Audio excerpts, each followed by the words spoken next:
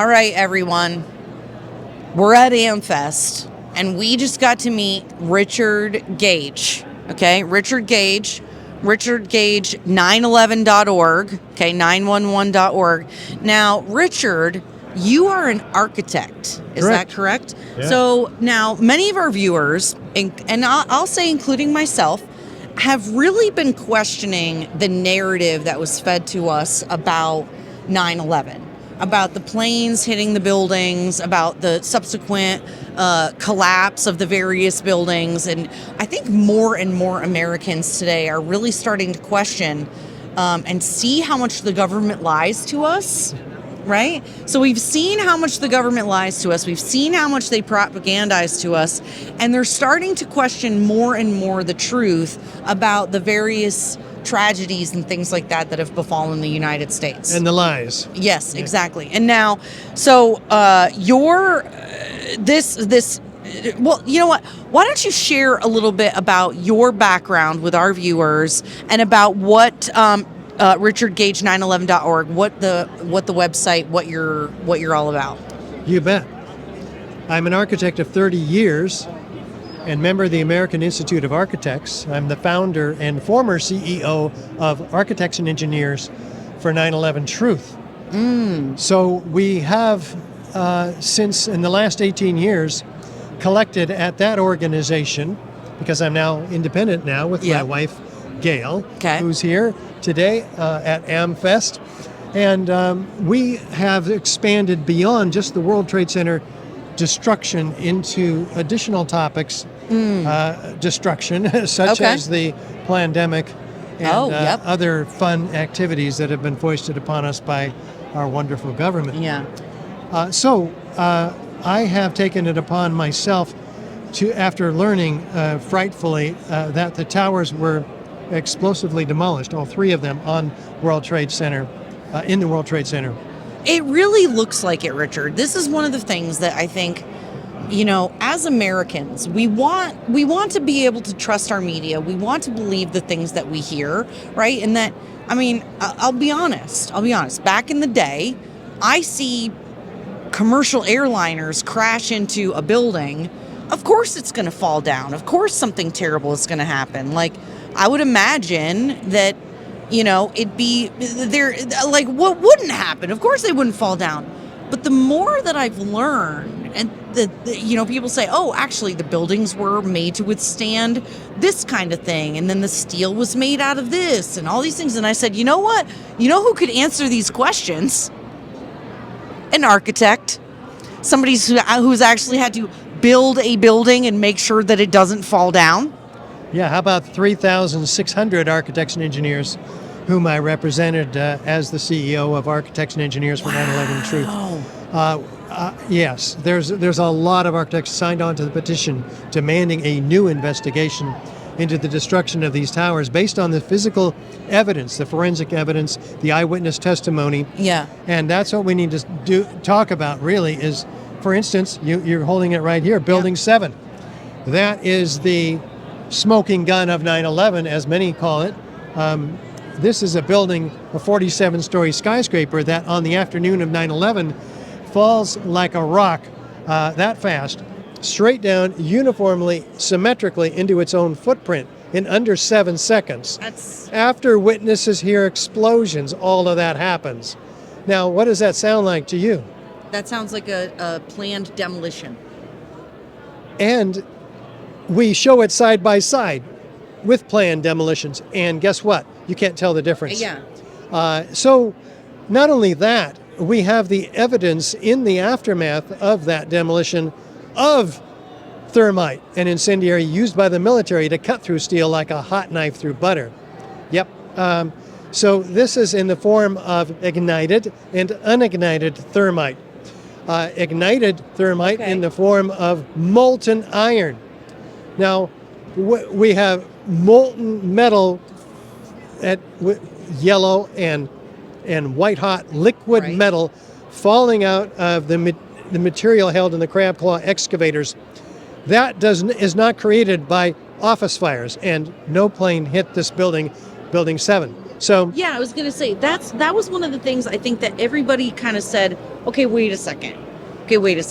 Now the towers falling, okay, they actually got hit by the planes, but Building 7 actually didn't get hit by a plane. It didn't have any of the same kind of trauma, for lack of a better word, as the other two buildings. So why did this one fall down?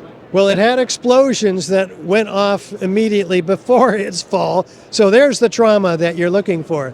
And in this case, we also have the evidence of unignited thermite in the form of red-gray chips, small chips found in all the World Trade Center dust by the team of 8 international scientists led by Niels Harrit in Copenhagen. Okay. He thought they were paint. They're dual layered. They're in all the World Trade Center samples they studied, and they're attracted to by a magnet, meaning they have a high iron content. Okay. So these chips, they get real curious and they do X-ray energy dispersive spectroscopy. Okay, that was so. Oh my God! What? They do what? XEDS for short. Okay, say that in English. How do they find out what's in a material? Okay. Like in this material. Okay. You can do Yep, XEDS on these little hairs, and they find what? The ingredients of thermite in all the chips and all that are in all the World Trade Center dust samples. They go, whoa! What is the ingredients of thermite? Iron oxide and aluminum powder. So do they have an excuse, or have they tried to come up with an excuse of why that's there? No, they just ignore it altogether. That's much safer. Here's the evidence. No, we're just gonna Oh yeah. No. They completely overlooked that. In fact, the NIST, the National Institute of Standards and Technology, Okay. who was tasked by Congress to explain these collapses to the American people. Yep. They said regarding the extreme heat, and the molten metal, they say, oh, there is none. What? There. But even FEMA before them documented in Appendix C of their Building Performance Assessment Team report in 2002, they document hot temperature corrosion attack on the steel, molten iron invading the grain boundaries of the steel, liquid iron. That's molten iron, by the way. Right. Where does that come from? This building only had a few small scattered office fires, no temperatures exceeding 600 degrees or maybe 1,000 degrees Fahrenheit. Okay. But the temperatures of molten iron is exceeding 3,000 degrees. So where does that come from? They completely ignore that just ignore altogether. They took out this metallurgical examination produced by FEMA out of the report when they took it over and produced their own report like 7 years later. It's completely gone. They have eliminated it. This is the destruction of evidence, actually, if you want to get Pretty technical. sure that's illegal. Yeah. I mean, of course, killing your own citizens and tearing down other people's buildings is also illegal, but not like anybody cares about that.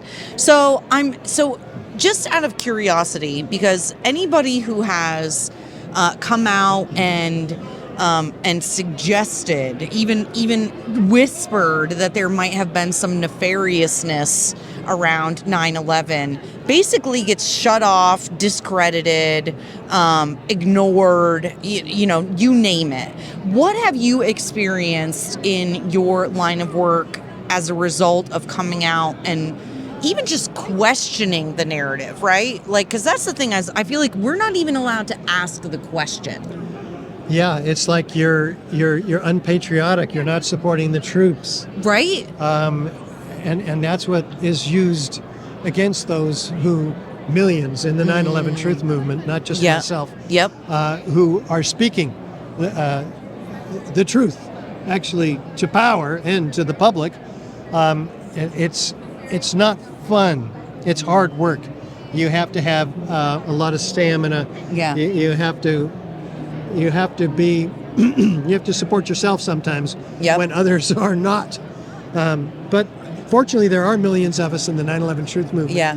And we will never stop. We keep on going. For instance, the Twin Towers. Yeah. We're told that the upper section of the towers above the point of jet plane impacts, Yeah. drove the rest of the buildings down to the ground, Right. and then destroyed itself Right. after weakening of structural steel due to the fires. But that's not what we see. Do you need to take a moment and get some water? No. Okay. But that's not what we see at all. Okay. We see the upper section telescoping in on itself after witnesses hear explosions, exactly 186 of them, first responders, recorded orally within a month after 9/11, which we finally got from the city after New York Court State of Appeals finally awarded the New York Times access to these transcripts. They've been hiding it for like 5 years. So what do we learn?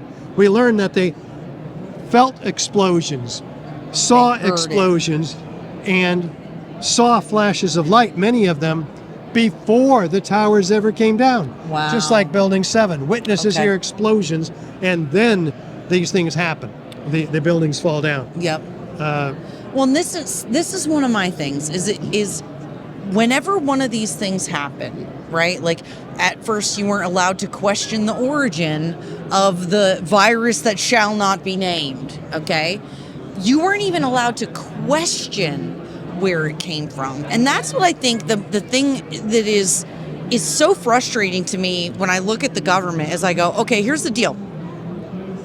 If you want me to believe the narrative that you're selling me, if you don't want me to believe this alternative truth that I believe that from what you're telling me, the best way to make me not trust you is to try to silence me, shut me up, shut up anybody who's asking questions. Like, you look suspicious. You are acting exactly as suspiciously as I would imagine if you were a liar. And that's like, do they not understand that they're doing that? They're like undercutting their own message by shutting down the conversation? At some point, they have to shift the narrative and change it because it becomes so obvious that they're either not talking about it or they're ridiculing too much. It does become self-defeating. Yeah.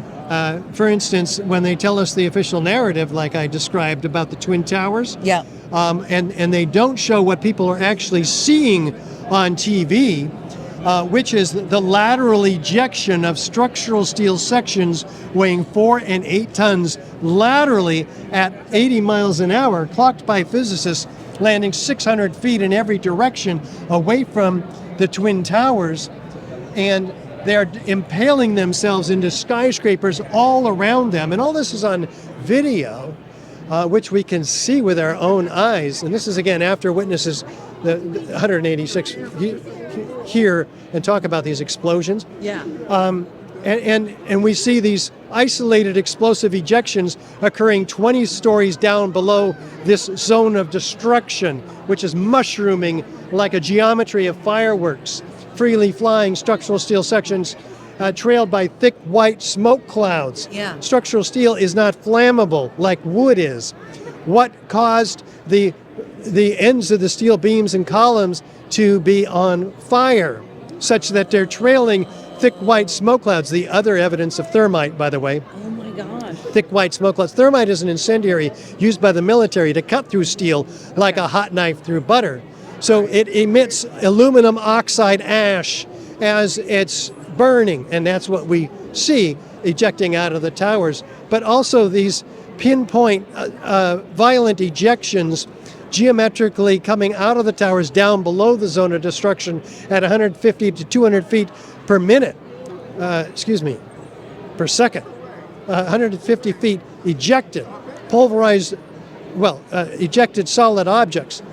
And in the concrete, I mean, we have 110 floors in each tower, each of them 4 and 8 inches thick, and they're an acre in size, all of them. It's a huge building. Yeah.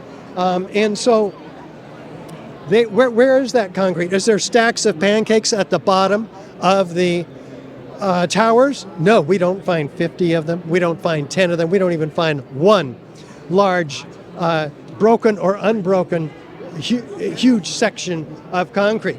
It's pulverized in midair. We see these clouds emitted in cauliflower-shaped forms with incredible heat behind them coming out of the towers. And where's the steel? Is there a 20 to 40, 60 story pile of steel? No, it's 4 or 6 stories, and it's miscellaneous metal, some columns, but where are all of the columns and beams? They're ejected, as we talked about, 600 feet away. So without the columns, which is almost half the weight of the building, the steel, which is almost another half of the weight of the building, we don't have anything to drive down the rest of the building at any speed, much less near free fall acceleration. And 60% of free fall. It's not slowing down as it comes down. It's being blown apart. So that's why we have 3,600 architects and engineers demanding a new investigation. Yep, I mean, that's what we got to do. Okay, so everyone, you need to go to richardgage911.org. Now, where else? So is the website the best place for people to go to learn more? You bet. To support you? What are the social? Where should people go on social media to follow you? Yep, you can go to the website, richardgage911.org, Twitter, richardgage_911, Facebook, richardgage911. So have at it. Ultimately, you guys, the best thing that you can do as a patriot is to distrust your government. Okay? That is my pitch. Question authority. Question everything they tell you. Absolutely. Thank you so much, Richard. We appreciate your time today. Yeah, all right. Thanks, guys.